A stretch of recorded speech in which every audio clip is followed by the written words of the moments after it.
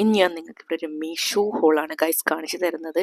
എനിക്ക് വേണ്ടുന്ന കുറച്ച് സാധനങ്ങൾ, മീൻസ് അടുക്കളത്തേക്ക് വേണ്ടുന്ന കുറച്ച് സാധനങ്ങൾ ഞാൻ മീഷോന്ന് മേടിച്ചിട്ടുണ്ടായിരുന്നു. ദാ ഈ കാണുന്ന തവികളാണ് ഞാൻ ഫസ്റ്റ് വാങ്ങിച്ചിട്ടുണ്ടായിരുന്നത്.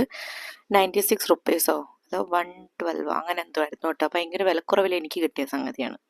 കൊള്ളാം കേട്ടോ, നല്ലൊരു സംഗതി.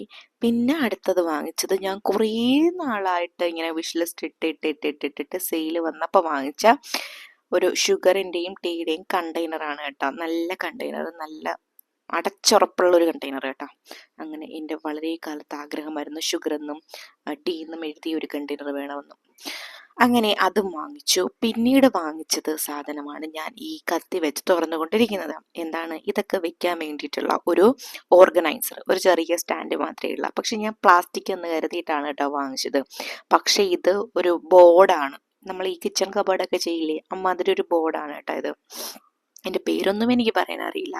എന്തായാലും അത് ഞാൻ വിചാരിച്ചു ചേട്ടൻ വന്നിട്ട് സ്ക്രൂ ഒക്കെ വെച്ച് ഫിറ്റ് ചെയ്യാം. പിന്നെ വിചാരിച്ച് എപ്പോഴും നമ്മൾ ഒരാളെ ഇങ്ങനെ ഡിപ്പെൻഡ് ചെയ്യാൻ പാടില്ലല്ലോ, എനിക്കും സ്വന്തമായിട്ട് എന്തെങ്കിലുമൊക്കെ ചെയ്യാൻ കഴിയണ്ടേ. അങ്ങനെ ഞാൻ ഉള്ള സ്ക്രൂവും നട്ടും ബോൾട്ടൊക്കെ ഇട്ടിട്ട് അതിനെ അങ്ങ് ഫിക്സ് ചെയ്ത് വെച്ചു. ഈ കാണുന്ന രീതിയിൽ ഇത് വെച്ച് നോക്കി. അപ്പോൾ അത് സെറ്റാണെന്ന് എനിക്ക് മനസ്സിലായി. ഇത് വയ്ക്കാൻ വേണ്ടി തന്നെയാണ് കേട്ടോ ഞാൻ വെച്ചത്. അങ്ങനെ എൻ്റെ അടുക്കളയിൽ കൊണ്ടുവന്ന് സെറ്റ് ചെയ്തപ്പോൾ എന്തോ ഒരു മനസ്സന്തോഷം.